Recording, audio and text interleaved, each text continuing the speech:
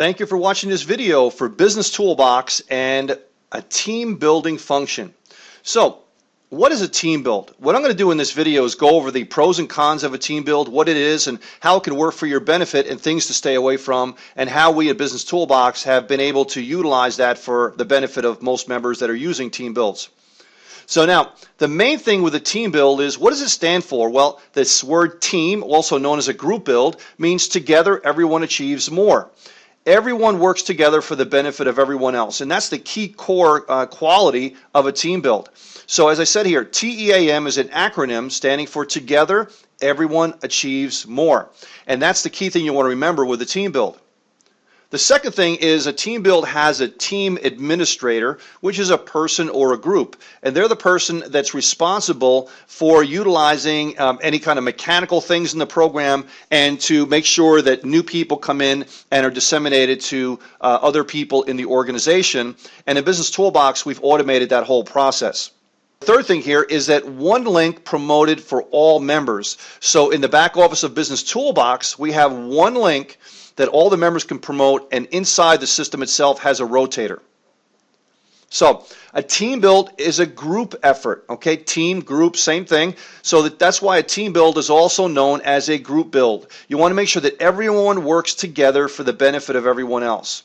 So why do some of the team builds stall out? And we run many different programs for 15 plus years, and we've seen many team builds, some successful, some not. And what I'm going to be doing is going over very briefly why some of them stall out, so this way if you're doing one, you can make sure that that doesn't happen to you. Well, members forget that it's all about TEAM, together everyone achieves more.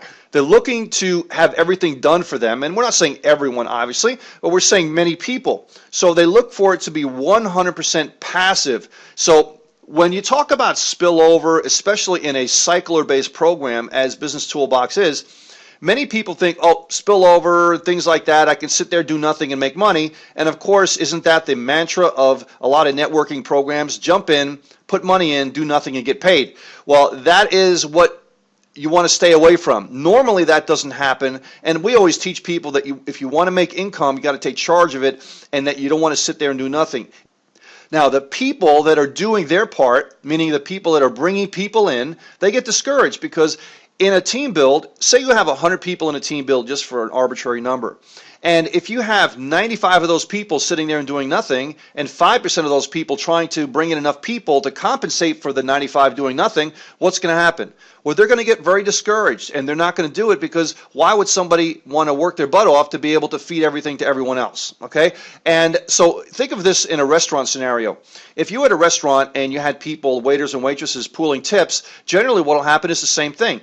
The workers and the people that actually bring in the most money start to get discouraged after a while, because if they would make $1,000 in a week in tips, why would they want to split it with everyone? And this way they end up making $250 when they really made $1,000, right? And the people that normally make $100, now they get $250, now they're happy, right? So eventually that comes back to bite you. So you want to make sure that that doesn't happen. So if that does happen, eventually it stops because the workers can't compensate enough for the new people coming in. Now, how do you stop that from happening? Well, from the very beginning, all participants need to know it's a group effort and not a passive program. You have to be able to stay away from that come in, join, do nothing, make money type of scenario, because it's going to come back to bite you. Everyone is there to help everyone else, but if the passive people start to overwhelm the active people in numbers, it's the death knell to any team build. Now, on the other hand, if everyone is told up front how the rules of the team build apply to everyone, then it can be a monster home run. So here's the core thing, and the one thing you have to remember to make a successful team build. Never recruit by telling people, just join and sit there, okay? That only works for short term. It's like a shot in the arm, short term. It's like, steroids, You get it on there and you get going, and all of a sudden you fall apart because it's just a short term thing. There's nothing that's going to last more than, say, a month or two or three, and that's why a lot of them stall out like that. So it could be the death knell of a team build because of that very fact. You're going to have the people sitting there doing passive things overwhelm all the people that are working the program, and eventually the numbers just can't equal out. So let's see what Business Toolbox has in store for team builders. The first thing is in the back office. This is a screenshot, and underneath the My Account function, there's a My Team Building function. And what you can do there is you can choose to create a team build, and that's where the administrator would go, or you choose to join a team build. And these are two screenshots of whichever one you would want. You'll see a box there, and if you know what the team build is, the username of the team build, you can put the team build username in there, and then that will automatically put you in the team build. However, the administrator of the team build has to be able to click on that to approve it, so that this way they know, and they'll be able to tell whether or not you're in their team build or not, and they can decline you. The other thing is, if you want to go and be able to create a team build, you go in and create your own by putting in the username of the team build that you want to make and go from there. Now, the other thing that happens too is the administrator can add people to the team build, and when they do that, the person being added will have to click on a link, and that's the link you see right here. Okay, if they click on that link, that'll automatically activate the person in the team build, because we want to make sure that they have an active email address and everything as well too. So now here's the part what I was talking about, is everyone promotes with one link. The administrator of the group build is going to have one link to be able to promote, and then the people joining the link, joining the team build with the link, are going to be able to see that link. So this way they all promote one link and everybody's happy.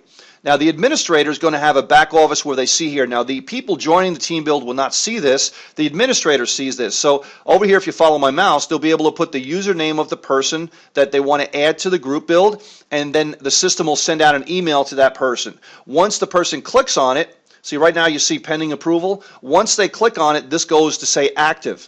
The administrator will also be able to change the order in which the people are going to have people put in their organization. So, and that's really no limit to how many people can be there. And this will be able to show how many people the person has already gotten, and you can actually put here how many people you want the person to get. So in the case of, say, a 2x2 business center matrix system, most people are going to have 2. So once they have 2, if this over here says 1, then you know they have 1 more person left. And in the sequence at which it happens, the system's going to put 2 and then 2 and then 2 and go on down the line. You'll be able to see their name, their username, and email address over here as well too, of all the people in the team build. And anytime the administrator changes anything in here, they just hit update, and then that'll update everything in the team build. So this way the administrator can keep up to tab with everything that's going on here. So in conclusion, team builds can be explosive and long-term if done correctly from day one. You want to make sure that you take to heart the things that I've told you today, because you want to make sure you have active people.